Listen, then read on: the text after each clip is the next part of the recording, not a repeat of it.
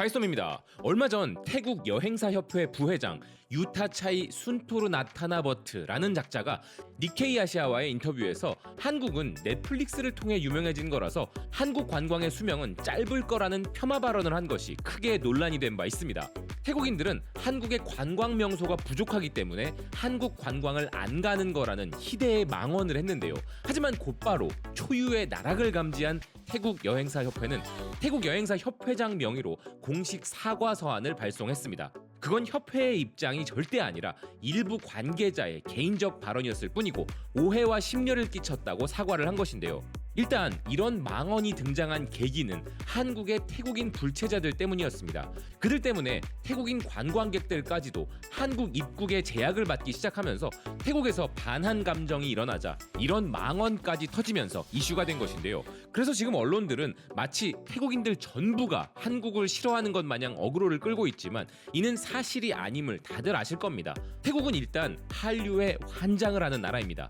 태국에서의 한류는 상상을 초월할 정도로 인기가 높죠. 실제로도 태국은 한류 소비에 있어 최상위권 국가이기도 한데요. 그런데 태국 여행사협회가 이런 망언 이슈에 깜짝 놀라 공식 사과를 한 이유는 그들은 관광으로 먹고 산다고 해도 과언이 아닌 국가이기 때문입니다. 한국은 태국 관광객 순위 탑5에 항상 들어가는 국가인데 그 망언 때문에 한국인들에게 반태 감정이 생기기라도 한다면 그것은 그들 입장에서 관광객 감소라는 대참사로 이어지기 때문이죠. 게다가 태국 매체 더 타이거가 보도하고 있듯이 태국에서는 당장 이번 추석 연휴 동안에만 해도 한국 관광객의 대규모 유입을 전망하고 있기 때문인데요. 그런 상황을 정부 차원에서도 대비하고 있는 태국은 심지어 2024년에는 태국을 방문하는 한국인 관광객 수가 역대 최다 신기록을 경신할 것이라 기대하고 있기도 한 상황입니다. 그들은 베트남과 일본을 상대로 경쟁하며 더 많은 한국인 관광객 유치에 사활을 걸고 있는데요. 태국 관광청에 따르면 주말에는 하루 평균 6,000명 이상의 한국인들이 입국하고 있고 평일에도 약 5,000명의 한국인들이 입국하고 있다고 하니 한국은 그들에게 그야말로 황금알을 낳아주는 거위인 셈이죠. 그렇기에 그들에게는 반한 감정 그런 게 존재할 수가 없습니다. 그리고 우리가 언제부터 우리보다 경제력이 떨어지는 국가의 일부 열등감을 가진 사람의 발언에 관심이 이렇게 많았는지는 모르겠지만 태국 주류의 의견이 아닌 것을 가지고 어그로를 끄는 우리 언론들도 문제가 있죠. 바이스톰은 미국, 일본, 중국, 러시아, 유럽 등에서 나오는 한국에 대한 부정적 이야기에는 민감하게 반응하지만 우리를 뒤따라오는 국가들로부터 나오는 한국에 대한 부정적 반응에 대해서는 과한 어그로를 끄는 게 좋지 않다고 생각합니다. 더군다나 태국은 6.25 참전국인데요. 그것도 아시아 국가 중 가장 먼저 파병한 국가입니다. 우리가 혈맹이라 부르는 미국이 흘린 피만 고귀한 게 아니죠. 태국도 우리에게 고마운 국가 중 하나인 것인데요. 그 유명한 백마고지 전투에 참여한 국가 중 하나이고 큰 공로를 많이 남긴 국가이기도 합니다. 비록 지금은 중진국의 함정에 빠져 허우적거리는 태국 경제이지만 그들은 한때 우리보다 잘 살던 국가였고 그런 그들이 우리를 보며 느낄 허탈감은 당연히 있을 수 있는 것이죠. 한국이 발전할 동안 우리는 뭘 했냐라는 열패감은 일부 민족주의자들이 당연히 가질 수도 있는 감정입니다. 하지만 반한 감정이라니 그건 태국 정부가 알면 기겁할 소리입니다.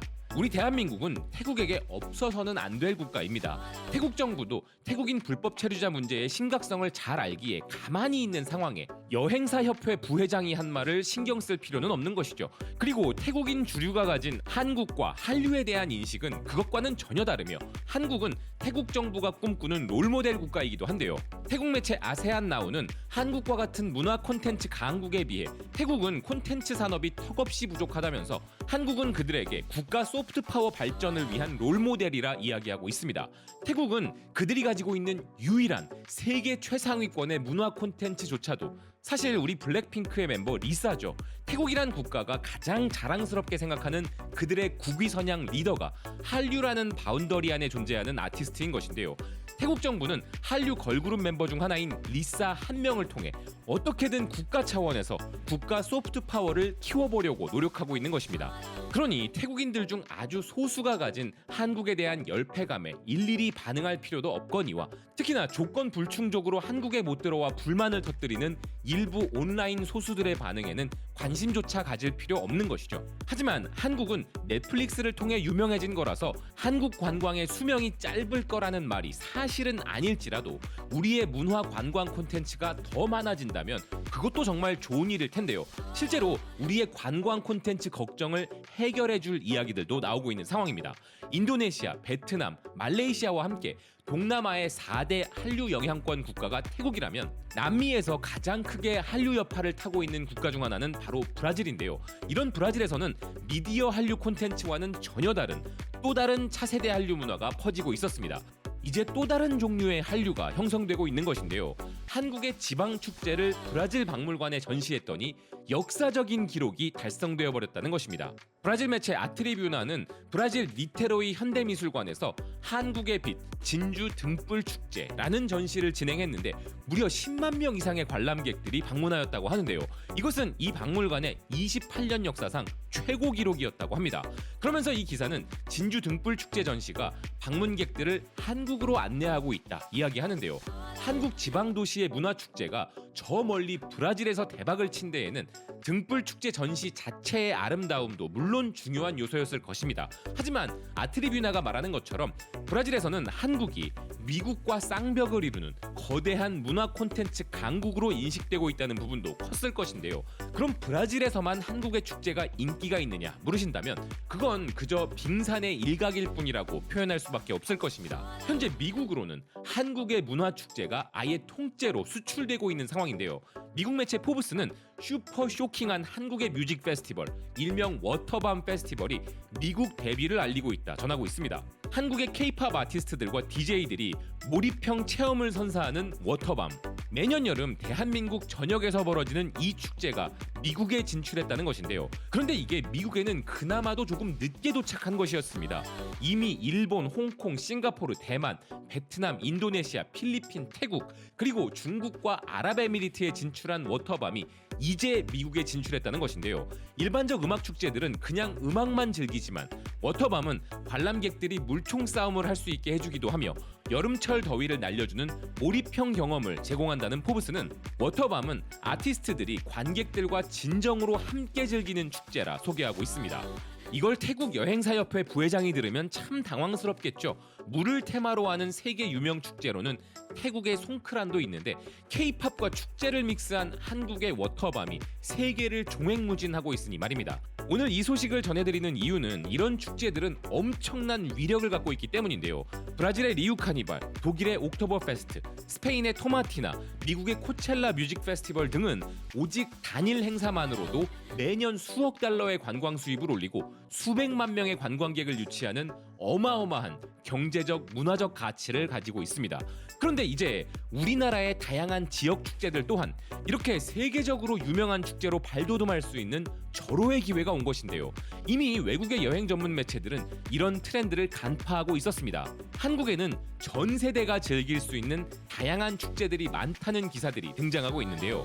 이탈리아 매체 라 가제타 델로 스페타콜로는 한국은 풍부한 문화와 혁신적 대중문화의 본고장답게 전통과 최신 트렌드를 체험할 수 있는 매력적인 축제들이 많이 있고 모든 세대를 아우를 수 있는 축제들이 존재하는 곳이 바로 한국이라 소개하고 있습니다.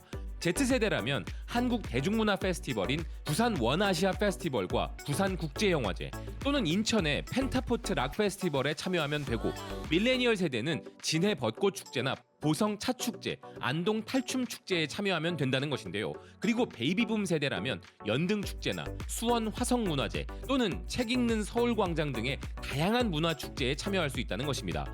여기에 더해 이미 세계적으로 유명해져 수많은 외국인들이 찾는 한국 축제로는 보령 머드 축제, 진주 유등 축제, 서울 불꽃 축제, 화천 산천어 축제 등이 있다는 것인데요. 그리고 미국 여행 매체 트래블에이지 웨스트는 세계적인 관광도시 서울이나 부산, 제주, 경주 등의 유명 관광도시들보다 좀 더 한국의 깊숙한 다양한 지방 도시들로 한국 관광이 점차 확대되고 있음을 전하고 있습니다. 지방 소멸 위기를 맞이한 우리 입장에서 서울에만 집중되던 관광 산업이 점차 전국으로 확대되는 것은 너무나 좋은 일이기에 지방의 다양한 문화 축제들의 활성화는 중요한 부분인데요.